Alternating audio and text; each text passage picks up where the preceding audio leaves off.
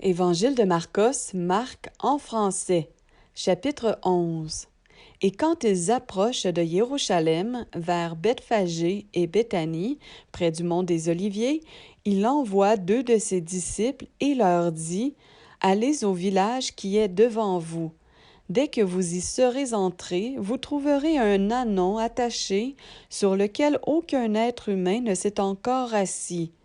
Détachez-le et amenez-le. Et si quelqu'un vous dit, « Pourquoi faites-vous cela ?» Dites que le Seigneur en a besoin, et immédiatement il le laissera venir ici. » Et ils partirent et trouvèrent l'ânon qui était attaché dehors, près d'une porte au contour du chemin, et ils le détachèrent. Et quelques-uns de ceux qui étaient là leur dirent, « Que faites-vous? Vous détachez cet ânon? » Mais ils leur répondirent comme Yahushua l'avait ordonné, et on les laissa faire. Et ils amenèrent donc l'ânon à Yahushua, sur lequel ils jetèrent leurs vêtements, et il s'assit dessus. Or, beaucoup étendaient leurs vêtements sur le chemin, et d'autres coupaient des branches d'arbres et en couvraient le chemin. Et ceux qui allaient devant et ceux qui suivaient criaient en disant, « Hosanna! Béni soit celui qui vient au nom du Seigneur. Béni soit le royaume de David, notre Père, qui vient au nom du Seigneur. Hosanna dans les lieux très hauts. » Et Yahushua entra ainsi à Jérusalem, dans le temple.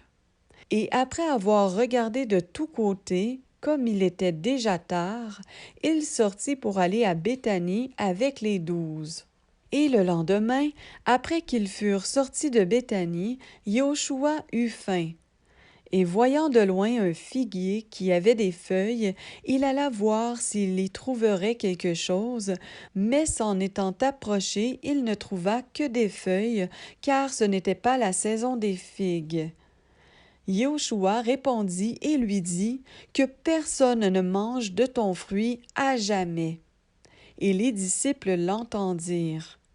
Et ils arrivent donc à Jérusalem, et Yahushua entra dans le temple. Il commença par chasser dehors ceux qui vendaient et achetaient dans le temple, et il renversa les tables des changeurs et les sièges de ceux qui vendaient des colombes.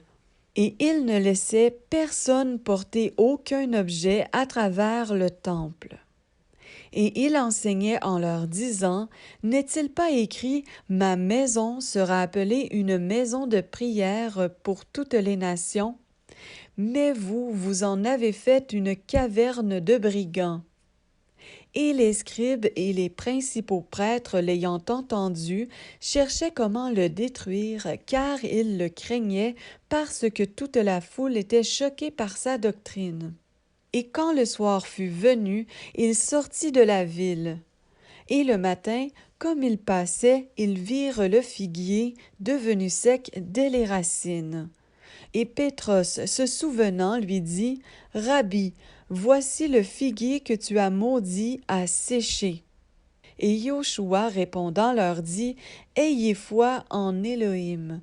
Amen, car je vous dis que quiconque dira à cette montagne, « Sois enlevé et jeté dans la mer, » et qui n'aura pas douté en son cœur, mais qui croit que ce qu'il dit arrivera, ce qu'il dit se fera pour lui. C'est pourquoi je vous dis, tout ce que vous demanderez en priant, croyez que vous le recevez et cela sera pour vous. Et quand vous êtes debout pour offrir des prières, si vous avez quelque chose contre quelqu'un, remettez-lui afin que votre Père qui est dans les cieux vous remette aussi vos fautes. Mais si vous ne remettez pas, votre Père qui est dans les cieux ne vous remettra pas aussi vos fautes. Et ils viennent de nouveau à Jérusalem. Et comme il marchait dans le temple, les principaux prêtres, les scribes et les anciens viennent à lui et lui disent, « Par quelle autorité fais-tu ces choses et qui t'a donné l'autorité de les faire? » Mais Yahushua répondant leur dit, « Je vous interrogerai moi aussi sur une parole et répondez-moi. » et je vous dirai par quelle autorité je fais ces choses. Le baptême de Yohanan venait-il du ciel ou des humains? Répondez-moi. Et ils raisonnaient entre eux en disant, si nous disons du ciel, il nous dira, pourquoi donc ne l'avez-vous pas cru? Et si nous disons des humains, nous avons à craindre le peuple, car tous considéraient que Yohanan était vraiment un prophète. Et répondant à Yéhoshua, ils disent, nous ne savons pas. Et Yéhoshua, répondant, leur dit, moi non plus, je ne vous dis pas par quelle autorité je fais ces choses.